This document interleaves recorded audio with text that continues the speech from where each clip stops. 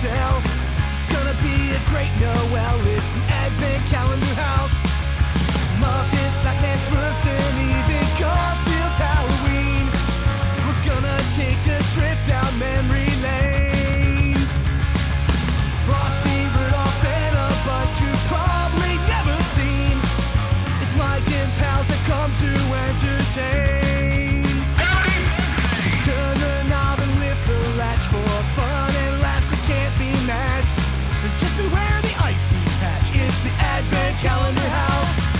Welcome to the Advent Calendar House, the podcast whose target audience is a single inanimate jack-in-the-box who never gives me any feedback. If you've been listening for a long time, you may remember a special we covered called A Thanksgiving Tale by Paul Fusco from before he created ALF. And you may remember we discovered it was one in a series of holiday specials he made around the same time. So I've decided it is time for a return trip back to 1983 to watch the Fusco versus take on Christmas. This is Santa's Magic Toy Bag.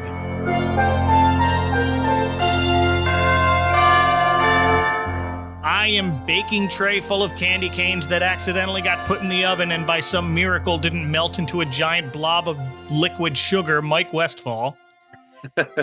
And joining me is a random guy from Ohio who's part of some apparently global network in charge of miracle job placements.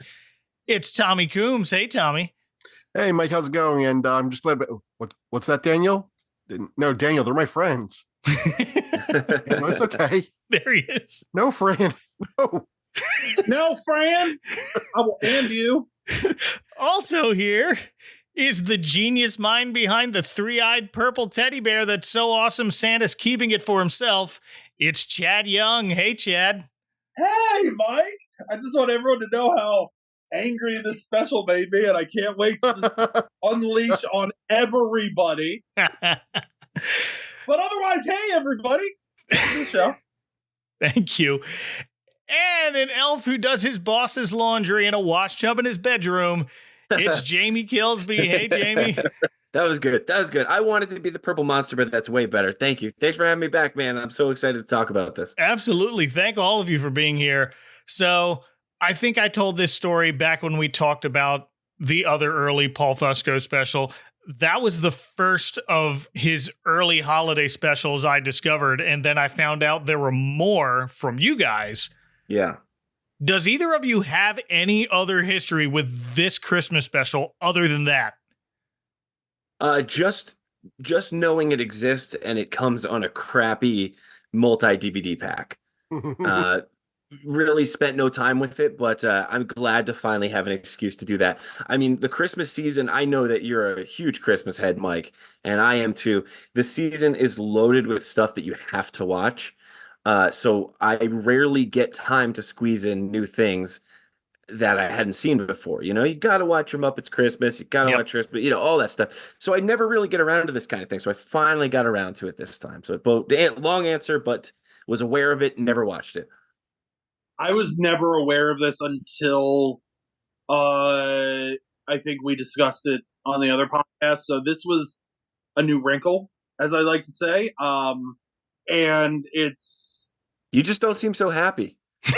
I'm ecstatic to talk about it. That's you know what, we'll get to that. But this was kind of a new one, and I gotta actually be honest here. I had completely forgotten about it until you mentioned it, Mike, and mentioned doing this show, because I must have pushed everything I knew about early Paul Fusco stuff out of my head completely for good reason. And oh boy, this come on, man. The spirit of the season didn't enfold you for this. No. Well, I'm sorry, and you're welcome. Thank you. I didn't know this either until we talked about it, and I remember when we first discussed this on Messenger, you sending the link, and I watched it. And I watched it again today, and I did not remember a damn thing about it. It's a remarkably long 28 minutes. I did remember something. I'll bring it up when we get to it. All right, so we're all going in blind here. We had a chance to watch it, but so Santa's Magic Toy Bag first reared its ugly foam head on December 12th, 1983, a Monday night on Showtime. Whoa. I only found that date in an archived newspaper. It had a 7:30 time slot right before Shelley Duvall's Fairy Tale Theater. Oh, Hello.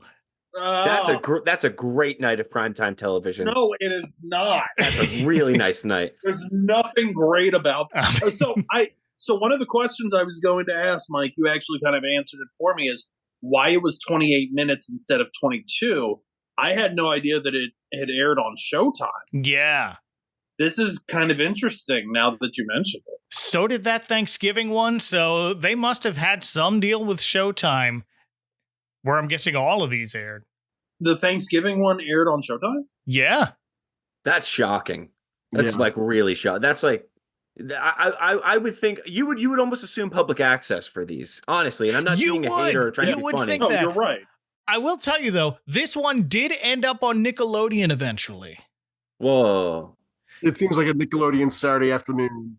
Yeah, they put it in as part of Special Delivery in 1989, which was Nickelodeon's answer to, we don't know where else to put this, so just throw it in the junk drawer. Yeah. It is a little nicer. It is a little nicer. I know Chad's got a lot to say about it, but I will say it's a little nicer than the Thanksgiving one. Yeah, definitely. Yeah. I'm not saying it's the best thing that ever happened, but it is a little bit nicer. I didn't remember this, but I remembered the Thanksgiving one for all the wrong reasons. Yes. Yeah. Let's avoid that and get right into talking about this. And if you want to watch Santa's Magic Toy Bag, it is streaming on Tubi as of this recording. I also saw a copy on YouTube, but the Tubi version is better quality. But It doesn't matter. Visual quality. How many pixels do you need for these lifeless puppets? Yeah, I don't think I was looking too deeply into trying to find details in the background on this one. It's pretty straightforward, but even we open this, it's a scene of Santa's workshop at the North Pole. It's 2 days before Christmas. The snow on the ground in this opening scene is just a white blanket. Yeah, that's a towel. It's a towel. Yeah, yes. It's a blanket, but it's a nice miniature house. Yeah, you're right. That's Towel City, baby. Yup. One thing I thought of is the company Imagicom. Yes. And I thought if this were like, some other kid's Christmas special, that sounds like the company of the bad guys. We're taking over the workshop now. Oh, but the toys. Hey, unless this contract ends, either we're dead or you're. Oh, I'd hope you would say that. Mike, there's a bit when it switches over from the miniature of the workshop and the snow, and it switches over to a miniature train.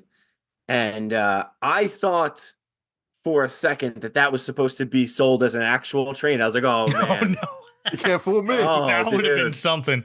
No, it's a toy train. We go inside of Santa's workshop. It looks a lot less low budget inside. Christmas time, it's a jolly holiday to children who've been good all year. We wish you Christmas cheer.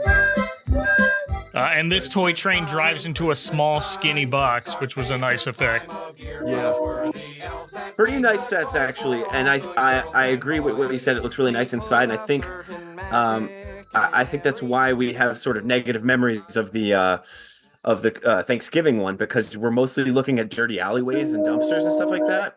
This one's pretty nice. The inside of the shop and stuff like that. You know what, though? Looking at a side note, looking at like the cityscape on like Thanksgiving kind of reminds you of New York City, and then it reminds you of the parade. So I will say it had that going for it. And by the way, I do apologize. I have a window open, and as we were talking about a train, I heard the actual train. You heard it? That's kind of special. I live literally across the street from a train station, so I am 50 feet away from trains every single hour. Oh boy. So if you hear another one, I apologize. All good. Well, that was Santa's train, clearly. That was it. It was a real train, not a That's right. train. I also know there it is. Santa's not coming to my house this year, I'll tell you that. They tried to fool us when they show all the elves singing. There's the one in the rocking chair. Oh yeah. On the rocking chair. Yeah. If this were a Jim Henson production, he'd be moving or talking or looking Yeah. around or something. Or on a bicycle. Oh, yeah. No, think of like the beginning of the Christmas toy. Every one of those toys is like singing along with the song. It's ridiculous. But this one just had the dead eyes staring. That dude is lifeless. Somebody is underneath that thing just rocking it. He is tied to it. I will say, every elf in this does have a unique design. They all have the same dead eyes, but like their faces are all different. Yeah. Credit where it's due. Yeah. Did we discuss this last time? This kind of cements a thought that Paul Fusco was so inspired by Jim Henson, and he probably wanted to be Jim Henson. And I mean, sure, that's who you should want to be.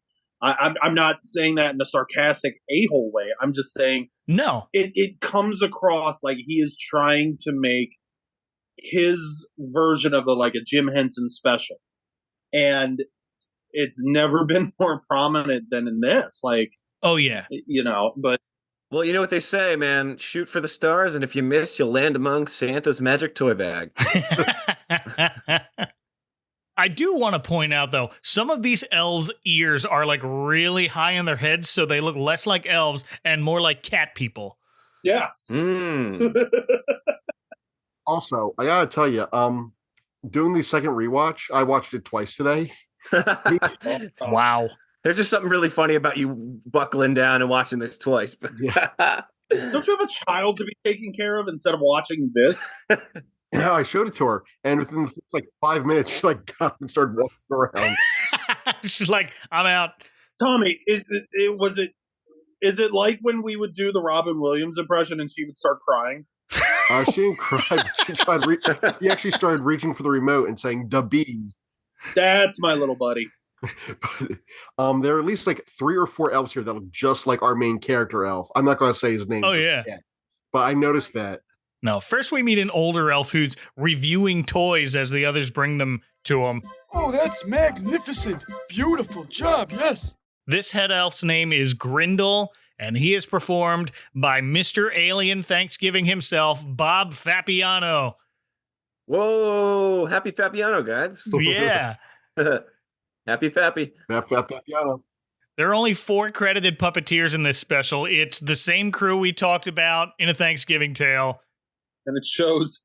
Huge thank you to past and future guest Tony Whitaker for figuring out who's who here. Wow, really? Ooh. I could pick out a few voices, but Tony's got this gift that he can figure out who's playing who. So thank you very much, Tony. All right. That is impressive. Good on him. I did recognize Paul Fusco himself performing one of the elves bringing a gift for Grindel to review. What is that? Oh, sir, this is a telephant. An elephone. I don't know what it is, sir. Sherman made it. It's an old rotary phone with googly eyes on it and an elephant's trunk sticking out of the middle of the rotary dial. Look it up, kids. People would buy that if that was a Funko Pop. Yeah, nice try, Carrot Top. Yeah. I almost wanted one. Yeah. That is very good.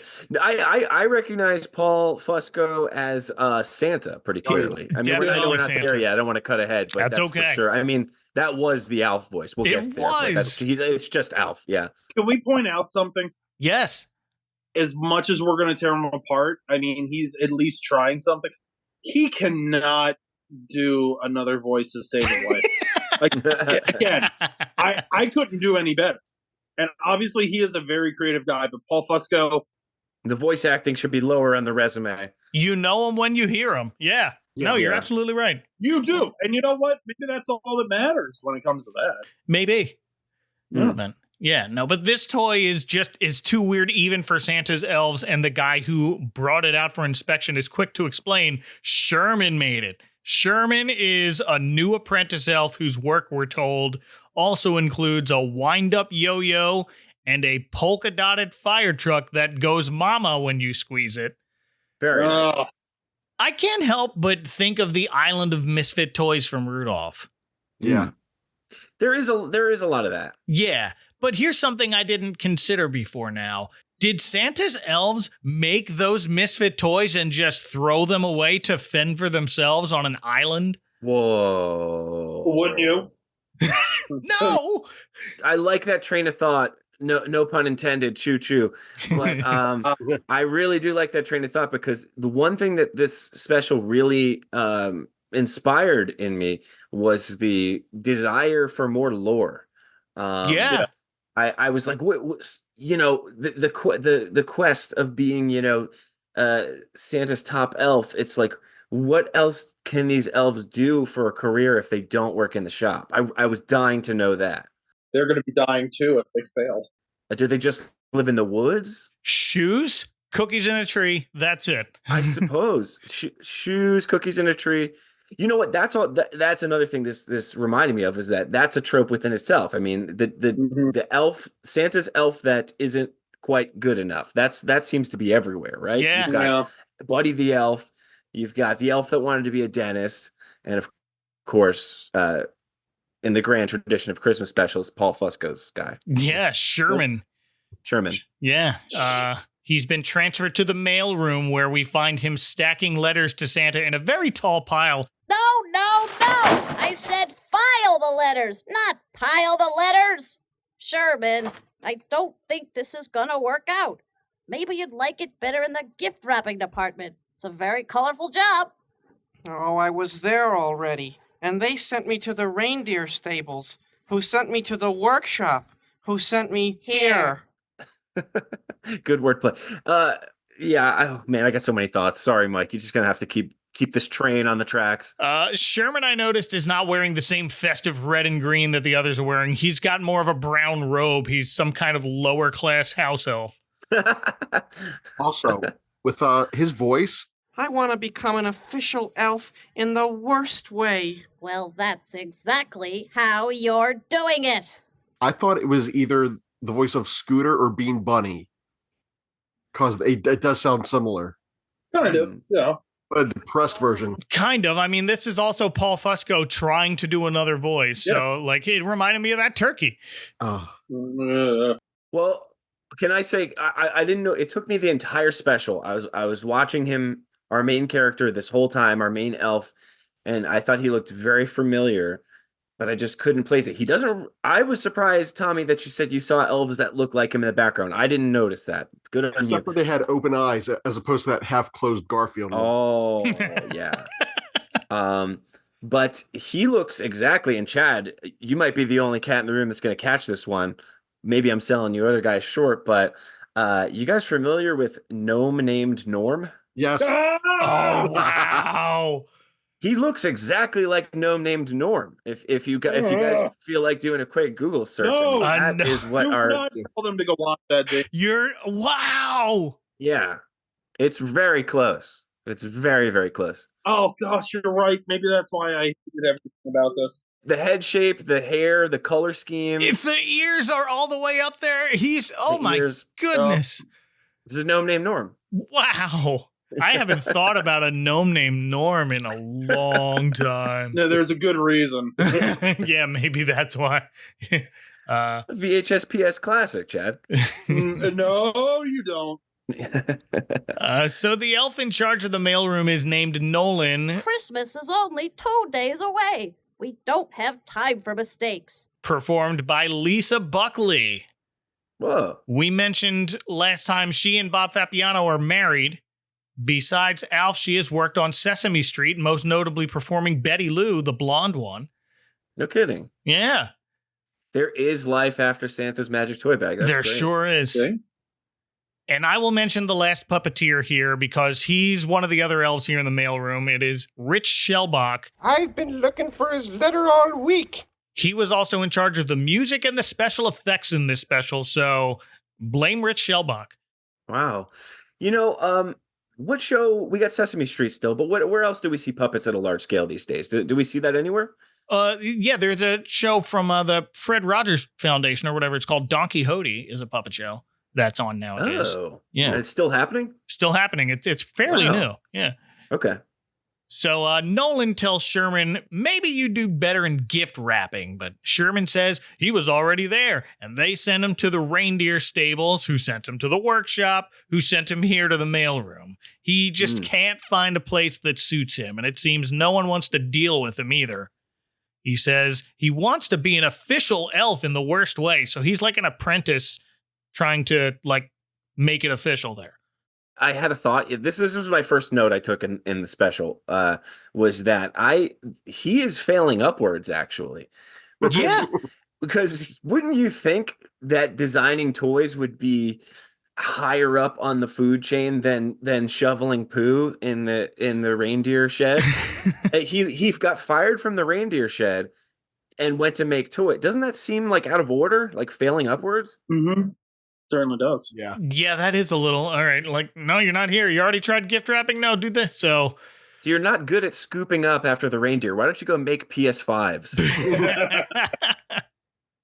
Do you guys remember on the Christmas episode of Saved by the Bell where they like show Slater struggling with like wrapping presents at the mall? Oh yeah. Yep.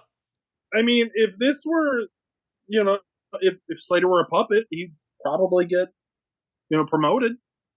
I don't know. Maybe he could have done that. There you go. Just hang in there, Slater. Yeah, you got this, Preppy. And this is the dumbest subplot of this special. One of the other mailroom elves comments they haven't seen a letter come in from one particular kid.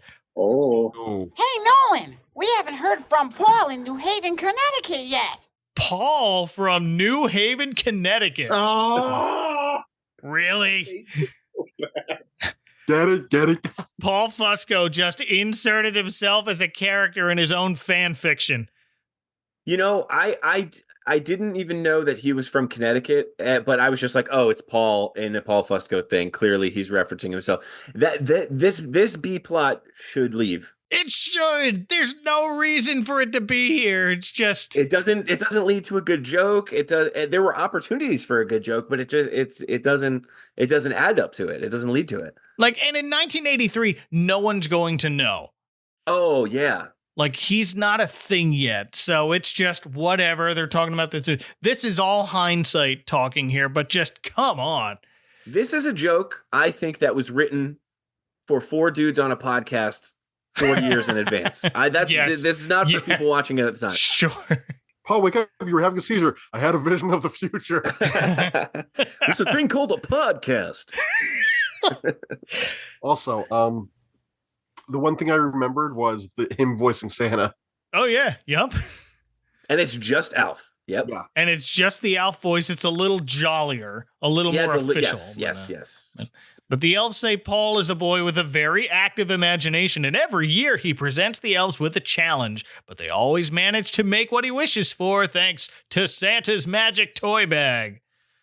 The only thing we learn right now about Santa's magic toy bag is that only he fills it up with toys, not the elves, which is different from what I'm used to seeing in these specials. Usually we see the elves are in charge of filling the bag up, but here, no, this is a Santa thing that he does at the very last minute. This was another moment where I thought, wow, this is actually where my idea started to change a little bit, because I was like, man, this guy's failing upwards. This is nepotism. Is this somebody's nephew? Is this Santa's buddy's son? I didn't really know what the deal was. Then once we start talking about this, I was like, this is a Make-A-Wish thing. You know what I mean? Not far off. This is wish fulfillment. It's like, well, he's interning, basically, is what it sounds like. This is like when on the Thanksgiving episode of The Simpsons, when Marge tells Bart that he can open the can of cranberry. Yeah, cranberry. Yeah, it's like it's supposed to be a softball. Yeah, and that's what I was like, and that's when I was like, he doesn't look like the other elves, in my opinion. Tommy, I know you said you saw someone in the background that looked like him. He's got a different haircut. He's shorter. He has a different skin tone. His eyes look different. I was like, he might be disabled. This whole thing may be just to make him feel good, because Santa's a great guy. He is. And, he look, I mean, it's obvious you got to be really good-hearted for Santa to accept you as one of your elves. as one of his elves, and especially to be putting them to work, so closely. But I mean, Santa's got to have his limits sometimes. Let's be honest. He's not always, his heart is bigger than his brain, and he's not always picking, he's not always picking winners. That's for sure. Amen, brother. Sherman just hasn't had the elf issued uniform yet. That's why he's all in the brown there. Oh, God. Okay. He has to earn the uniform because he's not an official elf yet. Is that a piece of dialogue, or are we assuming that? Is that a piece of dialogue I missed? I'm assuming that as far as the clothes go, but he does say he wants to be an official elf, so it's something he hasn't earned yet. That's pretty smart. And he feels like he's missing something, and the only advice Nolan has to give him is that he just has to learn it. Okay. I would rather follow that plot throughout the whole episode than, oh no, Paul from New Haven, Connecticut. Right. Yeah. No reason for that. But no. Right now it's time for a lunch break. But first, another elf comes in with another pile of letters that Sherman tells him to just put in a nearby bin, which he doesn't see is labeled trash. And then they go off to lunch.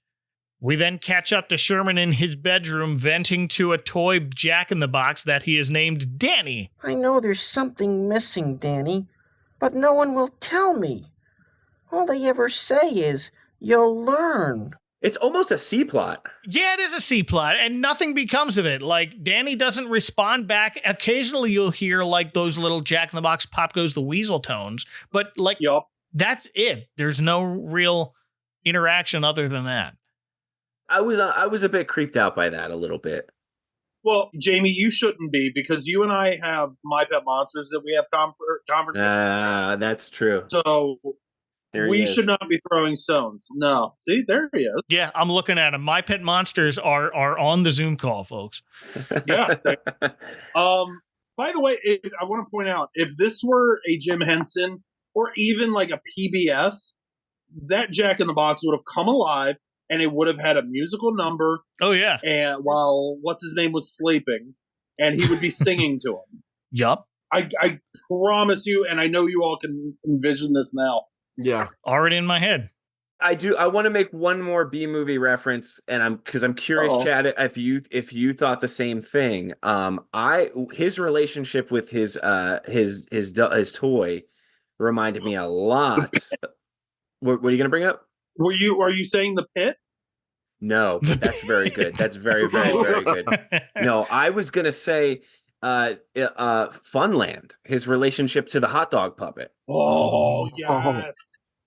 Oh my gosh. Funland is a really great 80s movie about a clown that loses his shit in a Is that the David Lander one? Yep. Yes. Okay. I know Funland. Yeah.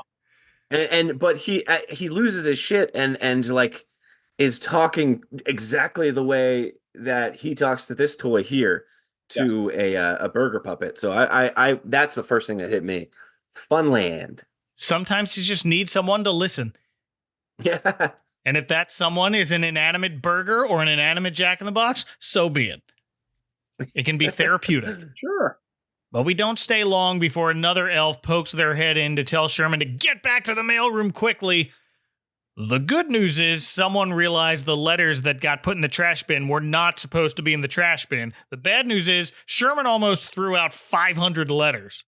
It's like 2 days before Christmas. That is true. That's a good point. You know what? You hear about people sending letters to Santa late all the time in these specials. And to be fair, I did my taxes on tax day. There you go. Just got it. Yeah. I don't want to keep sidetracking us, but I did want to say something I forgot to bring up before when we were talking about the different jobs that he was kicked out of in Santa's workshop, and it seemed to the bottom, if you remember, the bottom rung was the incinerator room. Remember that? Yeah. Why would we send our most challenged elves to handle large flames? That seemed to be the bottom rung job. They're supervised. It was the 80s. Yeah, I guess it was the 80s. He's bad at stuff. Put him in charge of the incinerator. There you go. I like that. They always end up down there for some reason, but So Grindel, the head elf, takes Sherman aside, asks if he's happy there at the North Pole, and Sherman replies, yes, it's an honor to be there. So Grindel gives him another chance. He transfers Sherman to the bakery to work with Mrs. Claus. What kind of trouble can he get into there? Uh-oh. Failing upward. That's failing upward. It really is. Yeah. Well, you're bad at every other job. Let's work one-on-one with Mrs. Claus. I think there was a missed opportunity for a joke here because somebody says something like, how could he screw that up? And then it kind of cuts to the scene of how he's screwing it up. Yeah. And I thought for a second that Mrs. Claus was going to have her head stuck in the washing machine or something like that. And it was going to lead to one of the, you know what I mean? Something like that, like an adult kind of thing. But wouldn't it be great? Oh, you took that from My Bloody Valentine. I like that. But wouldn't it have been great is if they said that and then the next scene, he like stuffed Mrs. Claus's head in the oven while they're making cookies? Oh, dear. I accidentally killed Mrs. Claus. Oh, that's a great turn for this special to take, actually. Time to make the donuts. I just thought it'd be the house on fire. Yes. And then he just stands back and is like, oh, now I'll never be able to work with Santa. And then you see like Santa's zombified body. Like, oh, dear. Santa's so forgiving in the special that if he accidentally did kill Mrs. Claus, he probably would promote this guy to be the new Mrs. Claus. Oh, dear. Hey, that's ironic punishment. I like that. Yeah, it's like how the Santa Claus works. It's just like, well. Ooh. Very good. Yeah, it's just like, you got to do the job now. But Mrs. Claus says she's heard a lot about Sherman, like how he's only been at Santa's workshop for 2 weeks and has worked in every department. But he corrects that statement. Every department except the candle factory. Not enough fire insurance. Why is there a candle factory? To make candles. Are they common Christmas gifts for children? Can I say I do love candles, and I loved candles as a kid, and I always associated candles more with Christmas than I did like birthdays or whatever. Okay. So I will say I'll at least back that up. All right. I was going to say that I think Santa this year he was workshopping the idea of also delivering gifts to divorced aunts. Yeah, that too. Or washed up bloggers like myself. Yeah, pretty much. Hell yeah, brother. Candle of the month, baby. Also, I just want to say, I get there are a lot of low self-esteem characters out there, but they got to have some optimism.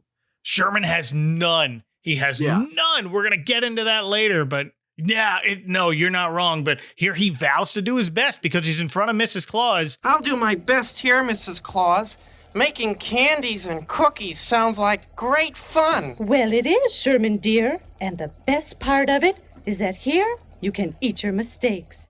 His first mistake is he bakes the candy canes and stripes the gingerbread men. But actually, those look kind of good. I want to try that. Yeah, that's probably fine. I think those, if you were to offer those now at like, say, Dunkin' Donuts or like Tim Hortons, do you know how many people would be like posting about it on Instagram? Like, right. Those actually look really good. Oh, yeah. Oh, that would be huge. Yeah. Got to get your picture of your striped gingerbread man. Thank you. But it's apparently a big mistake, and he apologizes. But Mrs. Claus is very understanding here. She admits, how was Sherman supposed to know you don't bake candy canes? Got a good point. I think what we're seeing here is a failing of the elf society because there doesn't seem to be social services. You know what I mean? This guy, he needs to be looked after and he needs to be in the proper facilities and under the proper care. And he's just in the warehouse, melting candy canes and stuff. We need more. If I was going to run for elf president, that's something I would work on. Social services for elves. Might want to work on your height first. Yeah. Tommy, Jamie and I do not have to work on our height whatsoever. Just remember that. And we're also at the same convention than you are. So watch it, Buster. I'm the shortest one on this podcast. I mean, if he wants to run for elf president, he's got to have something in common with the elves. Okay. Yeah, that's true. I'll just be like, what you guys need is a tall elf. Oh, no. I'll be your elf. We need Austin Aries. That's what we need. There you go. Oh, wow. Very good. Haven't thought about that in a while. So Mrs. Claus decides Sherman needs the rest of the day off instead of trusting him to clean up his mess. Just, you've done enough here. Sends him back to his bunk and rest up for tomorrow. Well, we'll try again. You can have the rest of your day off, please. And on the way back to his room, Sherman passes an elf carrying a tall stack of wrapped presents who refuses to let Sherman help, ends up dropping them all anyway. But back in Sherman's bunk, he tells Danny the Jack-in-the-Box he's worried he'll never be an official elf, and he almost ruined Christmas for 500 kids. He had hoped Mrs. Claus would tell Santa all about him, and now he's sure that she will. Uh-oh. He then says he's trying to figure out what he's missing that's causing all this trouble, and that leads into a sad little song asking, "What's wrong with me?" Well, great. What can it be? What's wrong with me? Who can I turn to when I'm feeling low? This is actually the moment that I'm not going to say that I fell in love with this special, but this is the moment that I realized it's nicer than the Thanksgiving one. This shot with the blue light coming in the window and the snow, I'm like, this is a little nicer than the Thanksgiving one. They put more effort into, I feel like, the backdrops in the background. Yes, the set was really nice. They really did. I would argue that the budget for actually making the puppets is probably not where the money went, but oh my gosh, you know what? Yeah, I'll back that up. It looks like Santa's workshop should. It looked like, yeah, you're right, Chad. I think the sets look better. I think the puppets look worse, and I don't know. Maybe because the puppets are not covered in fuzz because they're not cats and dogs. Maybe that might be it. But could be. This little song is the moment where I was like, this is kind of nice. Yeah, it's not a terrible song. This is the moment where the Jack in the Box should have come alive. Yeah, probably. Right. Do a little duet. Sure. Oh wow, we should be writing this thing. Well, this is the writer's room, and this is all free writer's advice from for any potential writer who doesn't ever want to work again. Oh goodness. They did all right. But at this point, I'm seeing a lot of parallels between Sherman and Hermie from Rudolph. But yeah, but whereas Hermie leaves, it's because he quits and doesn't want to make toys. Sherman wants to be here, but he decides, well, he'd better start packing, assuming Mrs. Claus is recommending to Santa that he should leave as they speak. All right. He's right about one thing. Mrs. Claus does tell Santa about Sherman, but she's being good-humored about it, just relaying a funny story about her day. Great.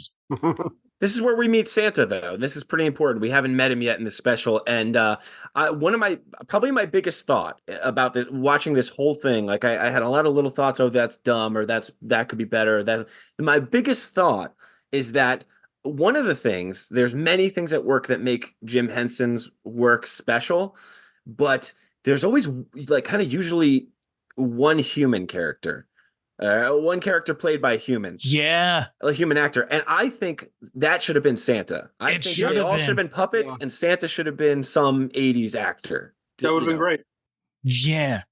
And you know what? I think that when we see the Santa, I don't know about you guys, but the first thought that came through my head is that looks like a door decoration from like... Yes, it did. Like, he does. Yeah. It looks like a Kmart.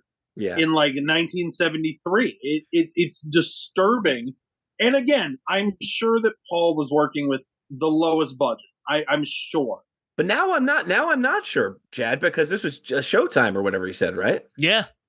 Well, was Showtime didn't really have the budget that it would later. Like, I can't imagine. Yeah, this is 1983 Showtime. Yeah, this ain't HBO. But so this is a question I meant to bring up. Was this before or after the Thanksgiving special?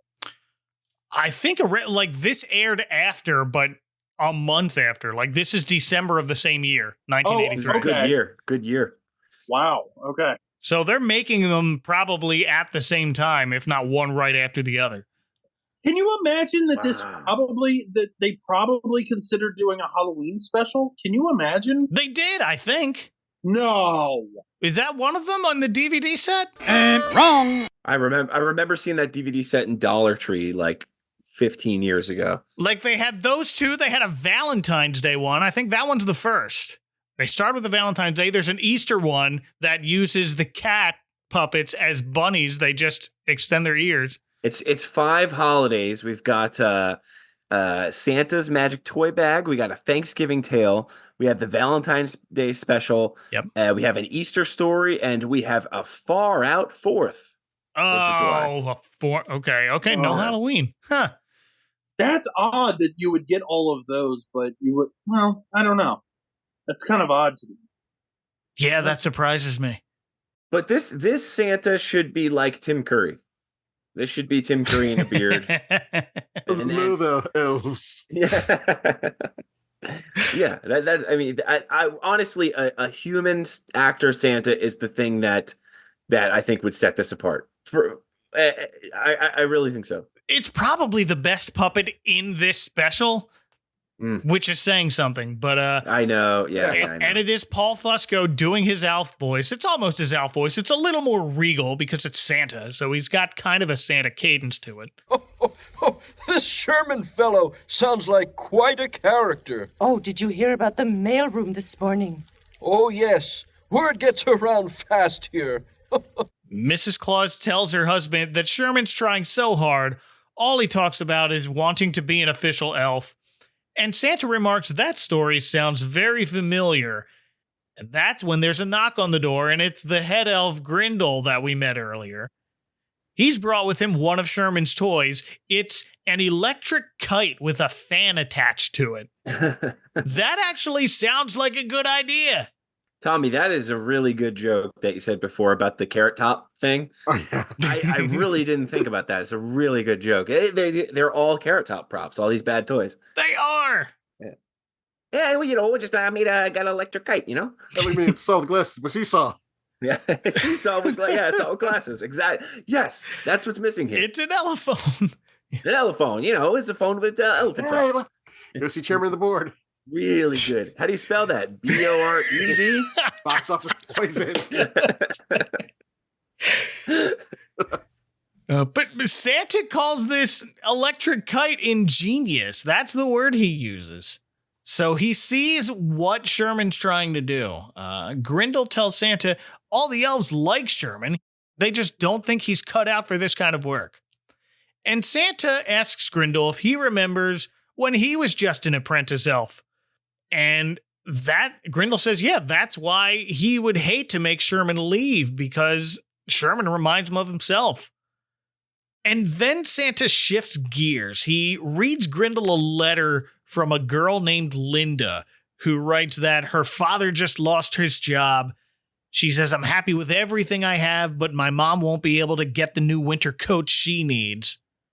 So Santa asks Grindel, well, what color coat do you recommend? And Grindel says, well, I'm partial to blue. But he's confused. What does any of this have to do with Sherman? I was confused by this. Yeah. I almost missed. I actually went back because I thought I missed something here. I'm not sure what. It almost seems improv. It's like Santa. We're getting the reindeer ready. You speed it up, old man. Yeah, no, he's like just trying to get his attention away from that and onto something else. Just drawing circles in the sand. Santa doesn't answer right away. In the snow. There's no in the snow, excuse me.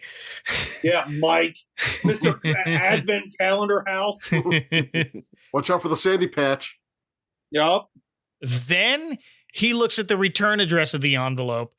Linda lives in Akron, Ohio, and apparently Santa has a connection there that he asks Grindel to reach out to about a job for her dad.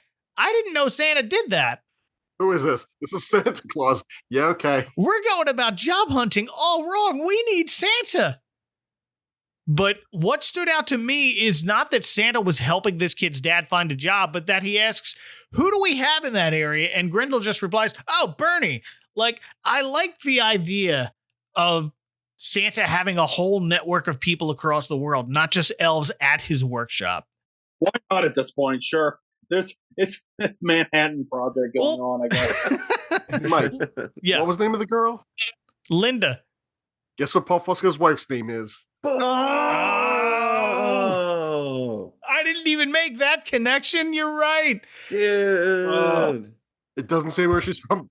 Is she from Akron? I bet she's from Akron, Ohio. Doesn't say, but I put folding money on that. She's got to be. Yeah, because that's so specific. But that whole idea of Santa having this whole network of people that he can reach out to across the world leads credence to the idea that earmuffs, kids. That leads credence to the idea that every mall Santa works for the real Santa. What? What do you mean, real Santa, Mike? What do you? Every mall Santa. Right. Kevin McAllister explained this. Like, yeah. I know you're not the real guy, but I know you work for him. Wait, Yeah. I that's what I was always fed as. Yeah, 100%. That was my Bible as a kid. I get that. Nice try, you guys. You guys aren't gonna fool me. Nice try. There's only one Santa. He's very fast. Yep. Look, that's a way better network of spies than the stupid elf on the shelf. Well, yeah. There's a lot of like little Santa lore, or like you said, earmuffs kids. If you ever need excuses about Santa stuff, that's a really good one. The that's not Santa, he works for Santa. But I also really liked one from Little House on the Prairie that I saw, which was that the kids found all the gifts in the attic, and they were like, what the hell? What this is supposed to be Santa? And the dad was like, you think this dude can get around the world in one night? He drops them off when he can, and then I put them under the tree at Christmas time. Nice really save. Good. Really good save. Damn it, Santa. I haven't had to do that yet. Well, if they ever find him, you've got one right straight from Little House on the Prairie. There it is. I like it.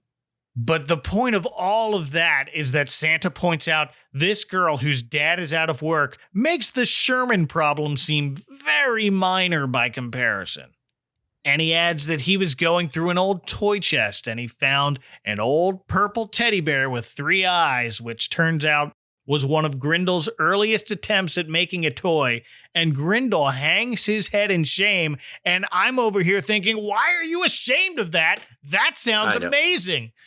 I thought the same. All of his toys that they keep saying are bad were great. I wanted the elephone. Yeah. I wanted I had to spend good money to get the purple monster. You're telling me no kid would want a 3-eyed purple teddy bear? Make those. Make those. I have a note in here that says we're from the generation that had My Pet Monster. Remember you made that warrior man who had a loincloth and a blonde bowl haircut? Yeah. Nobody would want him. Nobody's going to want this warrior man with a really large green cat. Yeah, no, it's not like that pretty much. Dude's over here making art and is too embarrassed to show anyone. The Rudolph special turned 60 years old this year. How have we not had a line of misfit toys like that? This should be a bigger thing. Wow. That's $1 million idea right there, actually. It's funny. We're saying this, and we have someone who vends and creates at horror conventions. I'm just saying, Jamie, we're looking in your direction. Heard you loud and clear, brother. I hope you did. Yes, sir. Yes, sir. Well, and to prove my point, Santa proudly tells Grindel he kept that 3-eyed purple teddy bear and wouldn't part with it for the world. He knows what's up. It's an original. Yep. It's possible that, this is sort of an instance where an artist is just misunderstood. Yeah. I think that all art is kind of scary to people when it's new and it's good. Sure. Absolutely. But Santa, he knows what's up. And he says it's time he's had a talk with Sherman, so he has Grindel go get him. We will return after these messages. Opening now at Sears, a Christmas of red ribbon values, including Sears' best-selling video game, Video Arcade. On sale now for only $134.99, our lowest price ever. And don't miss the full assortment of game cartridges available at everyday low prices. Or try your hand at Sears' wide selection of 1- and 2-player handheld sports games. Our everyday low price is $12 to $13 lower than last Christmas. To wrap up a beautiful Christmas, you can count on Sears. Hey, this is TC. And this is Jim from The Studio Demands It, a bi-weekly screenwriting podcast where every episode we conceptualize and craft an entire screenplay based on the demands of one of our listeners acting as a studio. From hypothetical sequels of popular franchises to reboots or reimaginings of films that deserve a fresh chance. To hypothetical films that simply must be brought into existence. Join the creative process over at studiodemandsit.com. Hope to see you there. See... Well, I can't see us. Hope to hear them there? Hope to hear us there. Yep. Now back to special delivery with Santa's Magic Toy Bag. And we find Sherman packing his suitcase, telling Danny the Jack-in-the-Box if he leaves quietly, it'll save Santa the trouble of asking him to leave. Good. And one less force Santa has to worry about. Jeez. That's where he's going with this. But that's when Grindle comes in and tells him Santa wants to see him. Sherman sighs, yeah, I figured he would, and he heads down to meet his boss. Mrs. Claus is there too, as Sherman immediately apologizes, cups his hand to his mouth, and quietly says to Santa, I hope Mrs. Claus isn't too mad at me.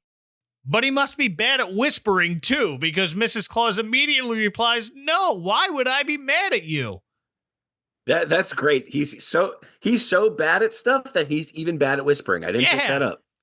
You said the loud part quiet and the quiet part loud, dummy. One thing when he was packing his suitcase, I totally forgot what year it is, and I thought it was a laptop at first. Don't put that in your case. You have to take it out to get in the airport. They let that guy work from home? Yeah, right. But Mrs. Claus then reveals, hey, those striped gingerbread men were actually delicious. Of course they were. Make those. Yeah, you called that. You called that off the top. Yeah. But Sherman is just so down on himself. He's not paying attention to what Mrs. Claus is even saying. He's just, it was an accident. Then he turns to Santa and says, it was an honor to work for you. I hope you have a Merry Christmas. I'll go get my suitcase now. Yep. All right. See ya. And listen, I have a terrible habit of being too hard on myself, but not nearly as bad as Sherman here. No. Yeah. And I got to back you up, Mike, because this guy has zero confidence. None. Has no faith in himself. He makes one mistake and he is out the door. I laugh at this. Well, Tommy pointed this out off the top. His lack of your main character needs something. Tommy, go ahead. What were you going to say off the top about that? I was going to say, I have low self-esteem sometimes, and I can sympathize with those who also. Sherman was getting on my nerves. He was. He was almost too pathetic. Yeah, like he's not letting anybody finish a thought. Like, listen, every time I record a podcast, I get a little nervous. I've seen people call it Imposter Syndrome, even though I'm recording this literally. It's just a phone call with my pals. Nice. That's all we're doing here. It's a stupid feeling and I hate it, and I've learned to manage it, but that doesn't mean the initial feeling goes away and stops happening. All of that said, what I and Sherman and anyone else who may ever feel like this needs to do is learn to stop and take a breath and listen before just assuming everyone in the world is mad at you. That's really wise. That's really wise. You know, for a podcast where we were saying some really wild things a moment ago. We're not even done saying these things. No, but that's a moment of real clarity and wisdom, Mike. Thank you. By the way, I can say this because I am bipolar. This is the most bipolar elf I have ever seen in my life. Like, I mean, he is just, oh my gosh. Also, I think there was this scene or the scene after where there's not any really good angles of Sherman, and you guys watched the Yesterworld and Defunctland videos, right? Oh yeah, Absolutely. I love Defunctland. Yeah. That's great stuff. On the one, it was the Nickelodeon Hotel episode. Yes, I know exactly where you're going. Where they mentioned that with characters at Disney, their heads are molded in a way where no matter the angle they can look down and they look sad, they look up, they look happy, and they can do everything like from different angles, and you have different emotions. Yeah. When they had the characters of the Nickelodeon Hotel, there was always just creepy smile head on at every other angle, like weird creepy smile. Well, that's what happens when your main character is like literally a square with a face on it. It is, and not a very ugly square at that. But like with the Muppets, you know, they can like have different facial expressions. These characters here, it's all just the one bland expression. Yeah. And also, by the way, did you guys find it creepy when Santa had like real hands working? Yeah. Yes. Did you guys ever? Do you guys remember that? Was it the space episode of Ren and Stimpy where Ren is like tripping and he looks at his hands? It's just his face, and then they show his like hands like tripping out. That's exactly what I was getting flashbacks to. Santa's got kind of Swedish Chef vibes a little bit. Yeah, he does. Yeah. Oh, he has what? Swedish Chef vibes. Yeah, because Swedish Chef like has real hands, has human hands. Well, if he was smart enough, he would have chopped all of them up and just turned them into a stew or something. Yeah. You know, they also got the other thing. I mean, it's got to be just one puppet. I don't imagine that they have multiple puppets for characters on this thing. But they had kind of a Big Bird setup for Santa. I noticed where one hand was controlling the mouth, the other hand was a human hand. And then the right hand of Santa was just affixed to his chest. So it almost looked like he was like... like he's got it in a sling or something. Yeah, that's pretty common when you don't have an extra person to do the other hand. But Santa has had enough of Sherman just being down on himself. It was an honor to work for you. I hope you have a very Merry Christmas. I'll go get my suitcase. I'll be out of here in 5 minutes. Sherman! You didn't let me finish! You didn't even let me start. And again, Sherman is like, see, I can't do anything right. And Santa immediately realizes, okay, this strategy isn't working. Let's try something else. And he tells Sherman, I have a problem. It's almost Christmas Eve. Everyone else is so busy. I need one elf to take care of my magic toy bag. No, Santa, no. We finally arrived at the fireworks factory. We are more than halfway through this thing. And we finally see the toy bag. So here's how Santa's magic toy bag works. Every year, on the night before Christmas Eve, Santa gives his magic toy bag to one of his elves for safekeeping. Do you know what that sounds like? That sounds like when they have to pick a designated survivor for the president in case everyone else gets killed. Congratulations, Sherman. You're the designated Santa survivor. You're now Santa. Yeah. Oh, golly. You know, I'm starting to feel bad for him a little bit, actually. I didn't when I was watching this, but now I'm like, something happened to him. You know, you're not just born this way. He's got trauma. Good point. But hopefully Santa thinks this will help in some way. And of course, Sherman's first question is, why me? And Santa's dumb response is, why not you? But have you been listening at all to this guy? He's prepared a list of reasons why not, but the whole first 19 minutes of this has been a list of reasons why not. Yeah. But Santa rather rudely tells him, I didn't hear what you said. All I heard was, Santa, thank you very much, and I won't let you down. Damn. Santa's teaching him some humility, but Santa's also got an ego on him. Oh, yeah. Which I don't care what people will say. Santa shouldn't have any ego whatsoever like that. Any ego. No. Like, Santa is supposed to just be humble, jolly, loving. You shouldn't be. No, I ain't down. And he was that right up until this moment. I was like, whoa, Santa, putting words in his mouth. Where's this guy been? Jeez. Well, but by some reverse psychological miracle, that works. Sherman enthusiastically repeats Santa's words that he put in his mouth. Santa sends him back to bed, and they'll start his new job tomorrow, which they fade to a calendar on the wall that says December 24th. So now we see a bunch of other elves on the toy assembly line. It's Christmas Eve. They're in the kitchen. They're in the mailroom. They really do work right down to the wire up there. And then we see Sherman back in his room by himself with the magic toy bag, along with Danny the Jack-in-the-Box telling him guarding this bag isn't as exciting as he thought. And right as he says that, we see a sparkle of just a little hint of 1983 computer-generated glitter on the bag. Don't get too excited. I think that's just there to remind us, look, everyone, it's a magic toy bag, because that's all we see. And Sherman didn't even notice. Are we ever explain? I mean, I know what I would assume Santa's magic bag does, but are we ever explained in this special what it does? No, I don't think so, right? No. Not really. I think it's just like a bigger on the inside bag. 'Cause, yeah, my assumption was bigger on the inside's pretty good, TARDIS style. Yeah. I was thinking when he gets on the roof, the gifts that belong to the kids of that house magically appear within the bag. Oh yeah, that sure. Like that Night of the Meek episode of the Twilight Zone. Yeah, yes. Oh, good one. Yeah.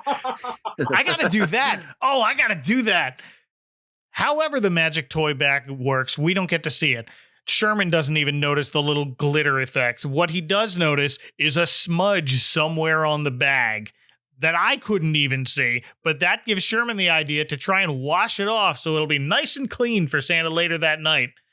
And I wrote down here that I had a feeling where I knew this was going to go, so we will see. Mm-hmm. For now, we cut to Santa going over his list one last time, and Mrs. Claus asks him, "What did Paul ask you for this year?" And here we go again. The B plot that leads to nowhere. Yeah. The road to nowhere. Paul's letter hasn't arrived yet, and Mrs. Claus says, "I hope nothing happened to him." I do. Apparently you married him. That's what happened. Yeah. Hope he fell in a volcano. That would be great. Anyway, Mrs. Claus moves on by telling her husband it was a good idea to give Sherman the magic toy bag this year, and Santa replies, "I'm sure I did the right thing. What could he do to it?" And we fade to Sherman giving Santa's magic toy bag a bubble bath. No. I'm getting angry again. I hate this. He's washing it in a wash tub on a washboard. Why not at this point? But now, apparently, Sherman's gotten a little too confident. Says to himself, "I bet Santa will want me to take care of his magic bag every year." Why wouldn't he? But that confidence doesn't last too long as Sherman realizes, oh no, the bag has shrunk in the wash somehow before it even started drying. That's weird.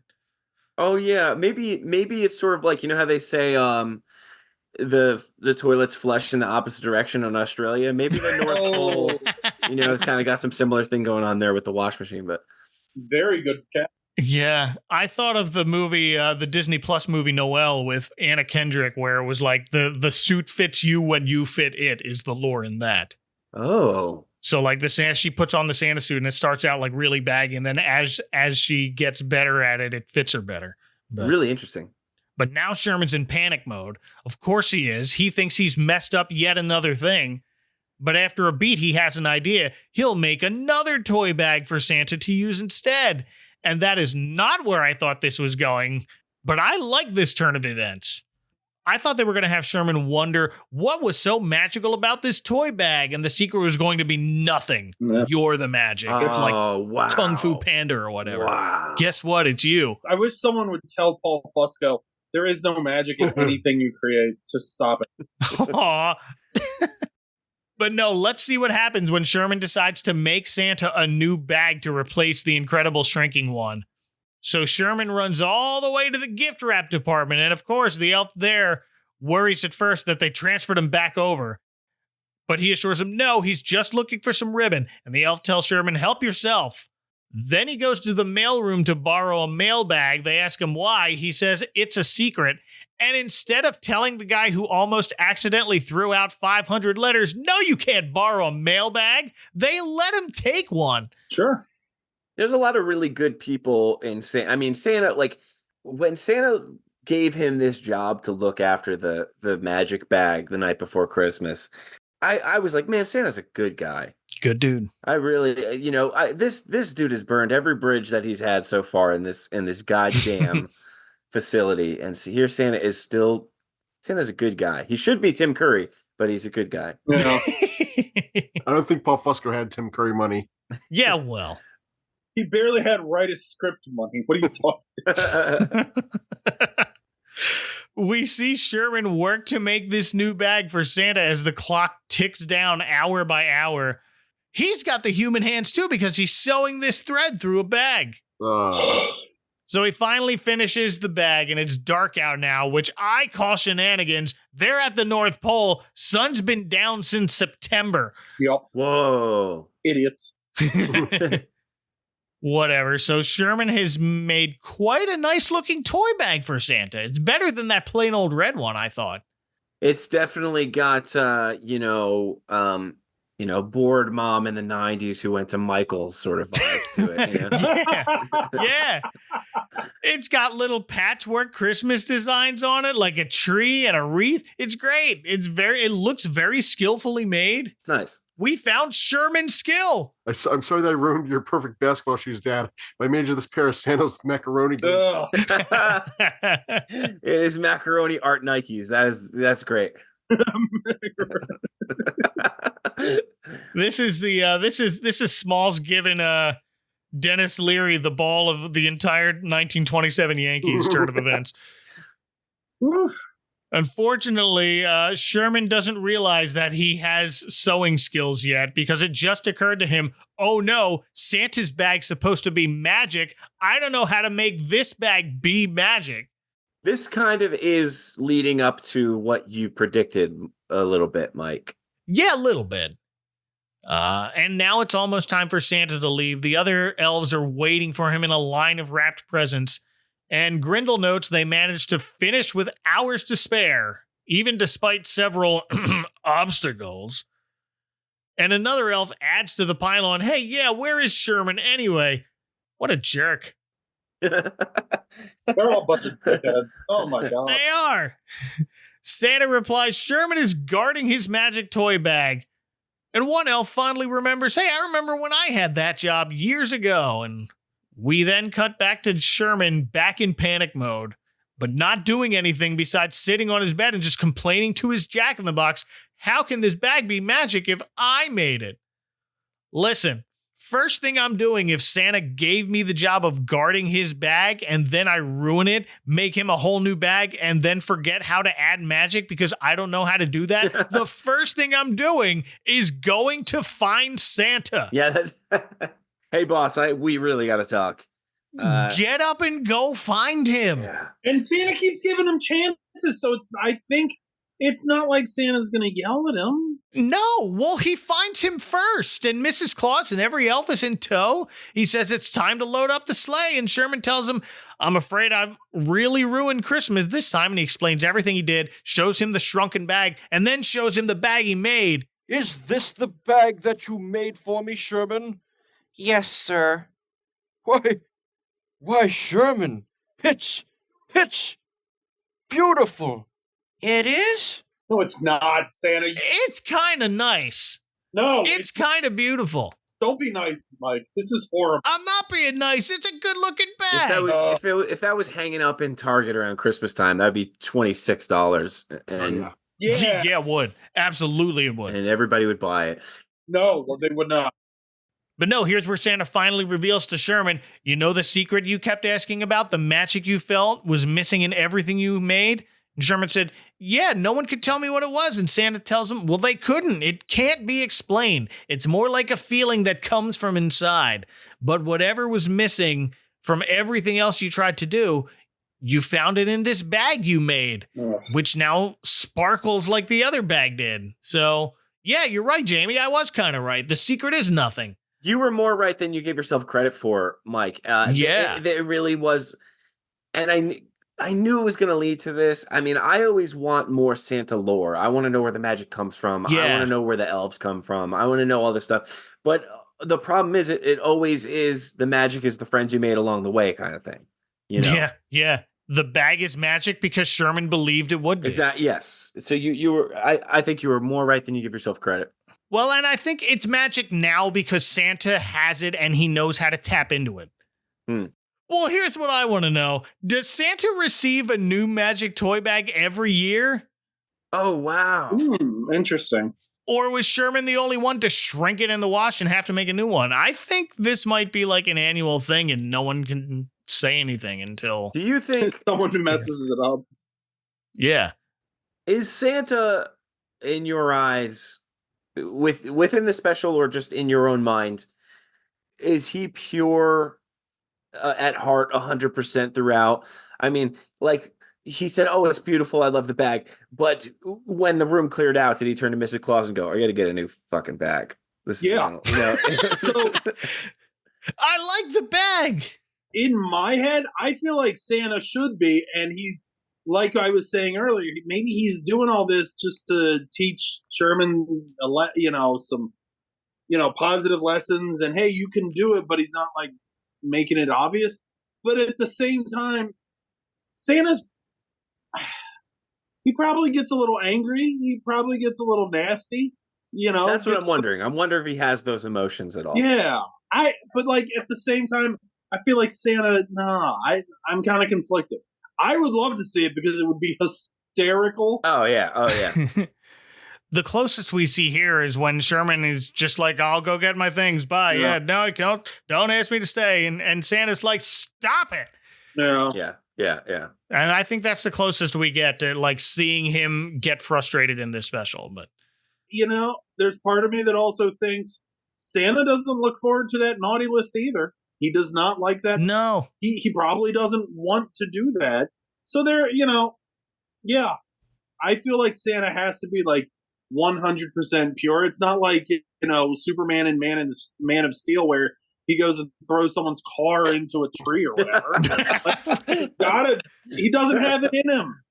Yeah. No, yeah, you're right. Because even really bad kids usually still get presents. There's the whole threat of coal, but bad kids usually, like when my sister was pretty naughty one year, and again, the earmuffs kids. My parents did give her coal, but they also gave her real gifts after that. Like the stocking had coal in it, and then sure. Was it like the Rugrats episode where Angelica got her like dream house? Oh, it was inside the Barbie house. Yeah. Yup. But I thought they were going to reveal that every year an elf who needs to believe in the magic of Christmas or something finds that magic by putting his love into a new toy bag or something for that year. They didn't show that, so I don't think that's how this works. But fun idea if you want to add that to your own personal Santa lore. Go ahead. No one's stopping you.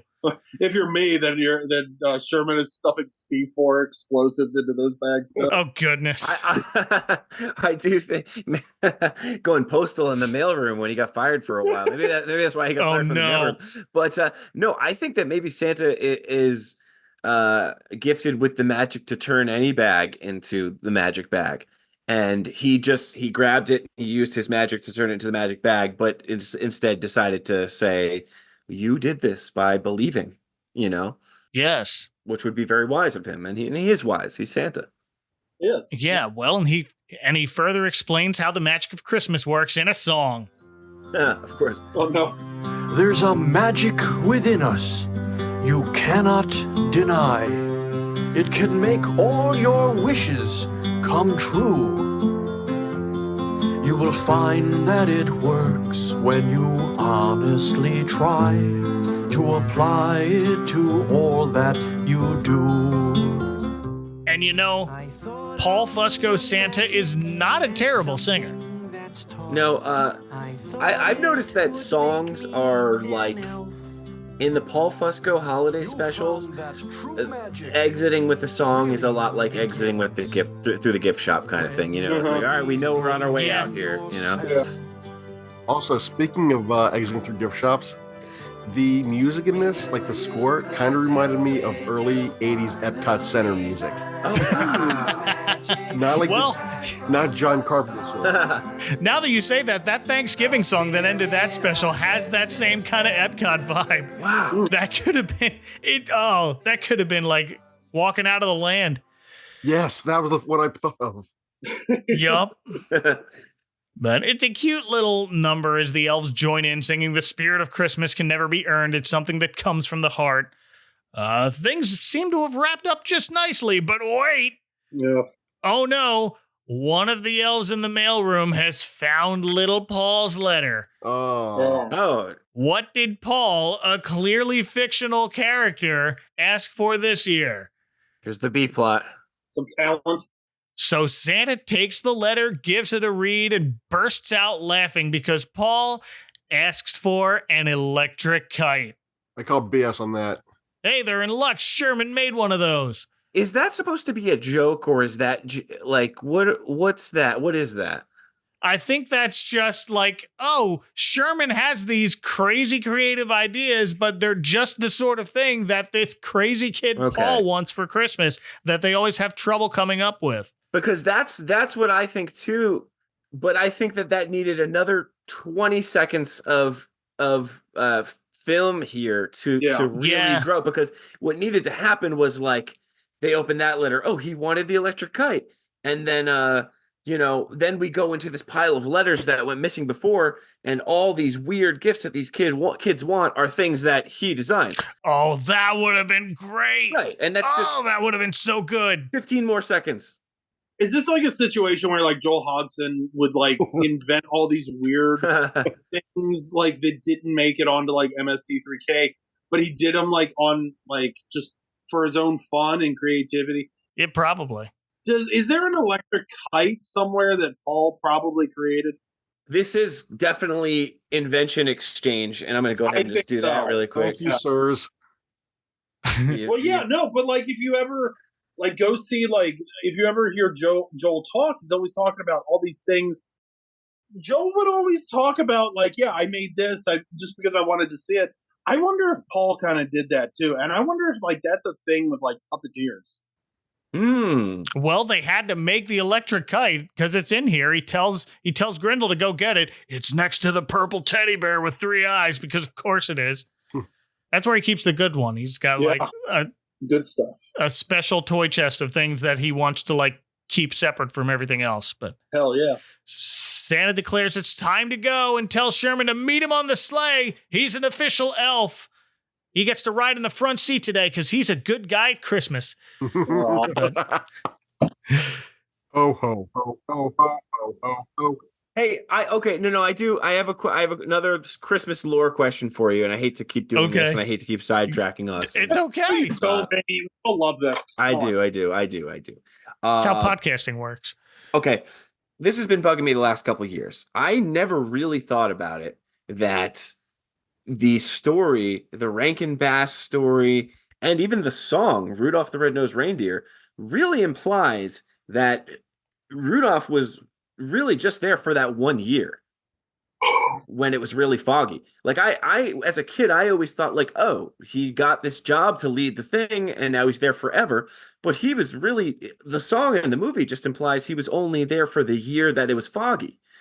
And now I'm like, it's the same thing here. I mean, are we setting up that this weirdo is going to be making a new bag for Santa every year? Or is this just a one-time thing? Do you guys have any thoughts on that Rudolph business? I have a thought. Yeah, I have a thought. And it just hit me as you were saying this. Santa's Workshop is essentially boot camp for the real world. You have Hermie, you have Sherman, you have Rudolph, you have Buddy the Elf. Let's just throw him in there. And what happens? He takes these misfits, kind of gives them some confidence because they're all lacking something, so he can push them into the real world. Wow. This is Santa's plan. He wants to take those people or creatures, whatever the hell, and he wants to make them feel like they can do anything. So this is Santa's plan. He's going to take the weirdos. He's going to kick some confidence in them. Because all these, the reindeers with Rudolph and, all the mean elves to Hermie and Sherman, he's doing this to instill confidence so they can go out and do something bigger. That's cool, dude. That's really cool. I like that. I like that a lot. I didn't think about that until Jamie was talking about it. But that makes sense. Maybe that's what he does. Every year he finds someone who he feels, Olive the reindeer. Yeah. Yes. Two. Oh my gosh. This all makes sense. We got to figure out if anybody's ever written on this, because this is pretty breakthrough from where I'm sitting. I didn't think about that until now. I give you full credit. No, yeah, I like that. Yeah. Headcanon accepted. Okay. Yeah, but here Sherman makes sure to tell Danny the good news, and here we see him like give him a big old kiss. Oh yeah, I had been curious about the relationship between him and the Jack in the Box, and then our question about their relationship is answered with that really intimate mouth kiss. Yeah, like tells him there's cookies in the drawer while I'm gone. Merry Christmas. Yeah. Gotta go to work now. Love you.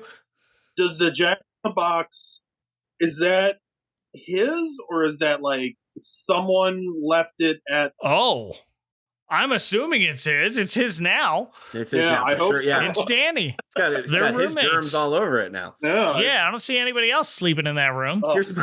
Here's my last thought. I'm really, I feel like I'm taking up all the airtime here. I apologize, guys. Santa, okay, he says, all right, Sherman, get on. We're gonna go. You're gonna join me for Christmas. Do you think that there's a chance that maybe this is him kind of taking the dog to the farm, quote unquote? You know what I mean? You know what I mean? Oh. He shrunk the bag. He's gonna kick him off the sleigh somewhere. Oh, it's the ladder. It's Jacob's ladder. Oh no, not Jacob's ladder syndrome. Oh no! Oh dear! Oh, no. All we hear is Santa say "Merry Christmas" to all, followed by Sherman with "And to all a good night." Then we pan out in the nighttime scene of the workshop. We don't even see them. Like, we don't get to see Sherman ride shotgun with Santa. We just hear them say that. Yeah, he's going to the farm. Oh no! Could have ended like Christmas Evil ended. And then that's it. That's the credits roll. Cracked did an article years ago about how it would take Santa like 2,000 years to deliver all those presents. He moves like so fast, like he has like a time warp bubble around him. Yeah, it's a time machine. And so it was like, so at the end of the Santa Claus 2, his son doesn't have the same longevity power as he does. So his son grows and dies. He has to work with his skeleton next to him for several more thousand years. Oh no. Did they do an illustration of this, by the way? Because I can picture I can picture it in my head of Santa like laughing and smiling, and then there's a skeleton next to him. Oh no. That's so good. That's why he brings somebody. It's just like, look, I'm not making this whole trip. You got to take over. And by the time they get back, Sherman Santa. Shrinking the Santa's bag was sort of the last straw. All the elves walk in the room and they see that. Everybody gasp, and Santa's like, no, it's cool. Okay. Look, look, this bag's fine. Your magic brought it to life. We're gonna go to the farm now, Sherman. Oh This is it. Every opportunity that Sherman has been given, he's squandered. He's screwed up. Now Santa's gonna let him on the sleigh. Is that the implication? You've ruined everything you've touched this year, and you're gonna go on the sleigh. There's something post credits here that's not pretty. No, and you know what? We never hear from Sherman again. So I'm telling you, his remains are over the Atlantic somewhere. Not anymore. I can imagine them saying that all that stuff to Santa. And remember The Simpsons where Bart ran the car and they got stranded? Then Lisa told Homer and showed that red light on his face. He was like, yes, that's really a pickle. It's really a pickle. Oh man! Oh, this really deviated into something terrible. Wow. Well, yeah. Well. Any final thoughts on Santa's magic toy bag? I'll say that it was better than the Thanksgiving Tale. Yeah. I not only is it better than Thanksgiving Tale, I think it's the best thing that I've watched for the Advent Calendar House podcast. Because we did the Thanksgiving Tale, and we also did a Cubert Thanksgiving. And so this definitely comes in. God, we did Cubert. Oh, we did Alf. Right. Oh shoot, and we did. You're right. No. Did we? The Elf Thanksgiving. Yeah, the Elf Thanksgiving. Yeah, with Flaky Pete, the homeless guy who wound up working for the FBI or whatever. Right. I don't know if this is good. I don't know. This is neck and neck with that. But okay. This wasn't so bad. The sets were nice. It left me a lot to imagine about the lore and make up in my head and have fun with. Puppets could be better, but you know. And I wish there was a live action Santa. I wish the Santa or human actor, I should say. I would have liked that. That would have made the difference, I think, for me. But yeah, not terrible. Would I add it to the yearly rotation? Probably not. No. but it's something nice to fall asleep to. You know what? I'm gonna say some nice things here. I did like the set.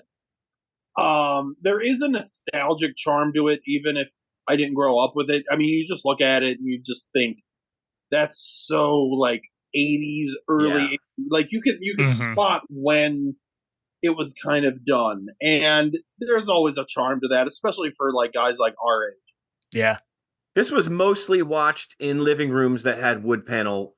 Yes, 100%. Yeah. And that TV probably was a giant wood kind of frame TV. Oh yeah. I will say this: out of all of the Paul Fusco stuff I've seen outside of ALF, which is this and the Thanksgiving thing, I think this has a little bit more heart, but it's still a little hard to get through. And I think that it can be a bumpy ride. And I would agree that it's probably better than the Thanksgiving one. That said, the only way it would get better is if you guys keep saying, like, oh, yeah, we could have used a good live-action Santa. You know who would really be a good live-action Santa for this? Tim Curry. No. No. Robert Brian Wilson from Silent Night, Deadly Night.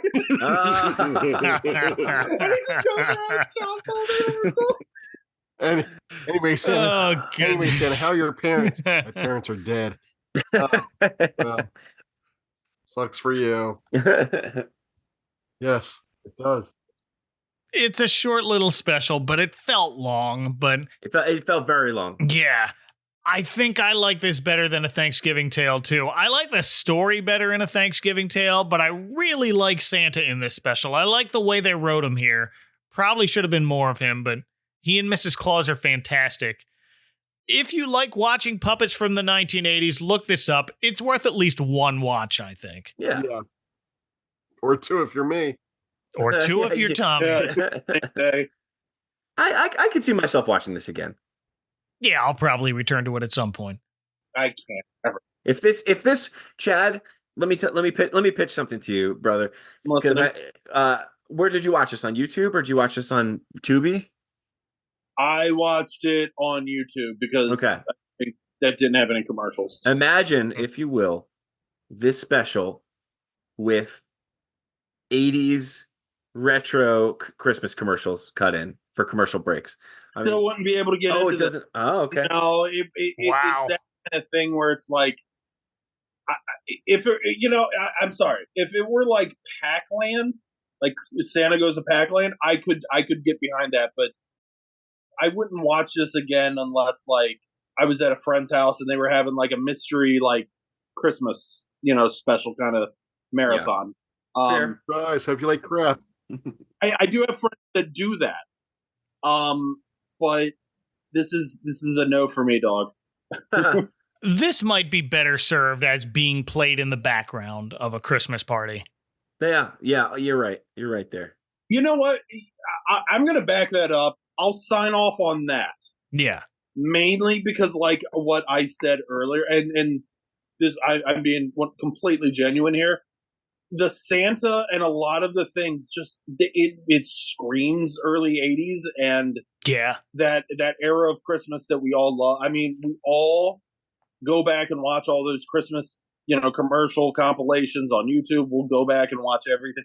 This, even if you just took like a couple clips, I could see it being on the background. Yeah. If you have a Christmas party. Yeah, I'll give you that. Like visually it looks great, but it looks really nice. The song that he does with the blue light and the snowflakes in the window. Yeah. Very Christmassy. It looks nice. Mm-hmm. It goes back to the Kmart comment I made, the Blue Light Christmas special. I like that. But thank you all for joining me in this deep dive into Santa's Magic Toy Bag. You're welcome. Hey man, I gotta say thank you, and I also gotta say sorry because I can't help but feel like when we're all together, it makes a lot of work for your editing. But I tell you what, I really enjoy it. No, it all works out, and it makes for a better conversation. It makes for a better episode. So thank you. That's good. Well, no, I'm happy. Honestly, when you anytime I see a message pop up from you, then it has these other two guys in here. I'm like, oh, cool. I get excited. I'm happy. I'm genuinely happy to be here. I know people say that when they come on podcasts, but I'm genuinely happy to be on here, man. I love the show, and to have a part of it is it's an honor, man. You do a great job. Thank you so much. Yeah. You've been doing a good job so far, and I always look forward to it. Thanks, y'all. Even if I don't look forward to the subject. Yeah, well. Sure. For those who can't see, but nobody can see because it's a audio medium, Chad has had the visual that he's chained to the back of a tractor trailer and being dragged this entire time. It's been pretty amazing. It's like from Fury Road. Yeah. Watch this garbage. Well, if people want to get in touch with you via rotary phone attached to an elephant's trunk or however else they can get onto the internet, where can they find you, Tom? Well, you can use your mobile telephone to find me on YouTube on youtube.com/popdaddytom. I just actually earlier today crossed the 360 subscriber mark. Hey. So I'll be filming my hot teddy bear challenge this weekend. Ooh. Yeah. I can't believe it's really going to happen. Yeah, I know. Me too. And I'm also on Twitter. I still use it once in a while at the Pop Daddy. Nice. Chad. All right. HorrorMovieBarbecue.com. I'm working on something fun for the summer. Jamie is actually, we can't talk about it just yet, but we're both kind of working on something together. All social media pages at Horror Movie Barbecue. And Facebook.com/HorrorMovieBarbecue. Ding, ding, ding. Ding, ding, ding. And Jamie. If you could check me out, if you're not too annoyed by my voice at this point already, you could check me out over at the Forever Bogus podcast. Episodes dropping bi-weekly, nostalgic topics, television mostly. And on the health site formerly known as Twitter, you can find me at Brain Exploder. Yeah, please be sure to visit all of those things. You can find those links in the show notes of this episode. You can find that and me on the internet by just going to adventcalendar.house, and you can take it from there. Next episode, we shift to Easter in July, but it's also a Scrooge Sunday. Ooh. Find out what we found that checks both of those boxes. Until then, for Jamie, Chad, and Tom, from inside a very long toy train that magically fits inside a very tiny gift box, this is Mike Westfall reminding you to mind the icy patch and to believe in yourself. You're awesome enough to have found this silly show, so you're doing all right. Good night, y'all. Bye. Happy fappy.